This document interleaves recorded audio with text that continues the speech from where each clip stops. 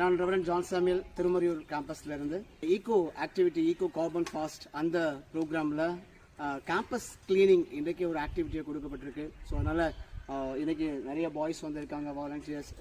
இன்றைக்கி திருமறையூர் கேம்பஸை க்ளீன் பண்ண போகிறோம். க்ளீன் பண்ணி இந்த குப்பைகள் எல்லாம் இதெல்லாம் உரமாக மாறப்போகுது. இயற்கையான உரம் வந்து விவசாயத்துக்கு நல்லது, பூமிக்கு நல்லது. ஸோ அதனால் இருக்கின்ற இந்த கேம்பஸ் இன்றைக்கி க்ளீன் பண்ணி எங்களுடைய சுற்றுப்புறத்தை நாங்கள் இன்றைக்கி சுத்தமாக வைக்க போகிறோம். பசங்க வேலையை செய்ய போகிறாங்க.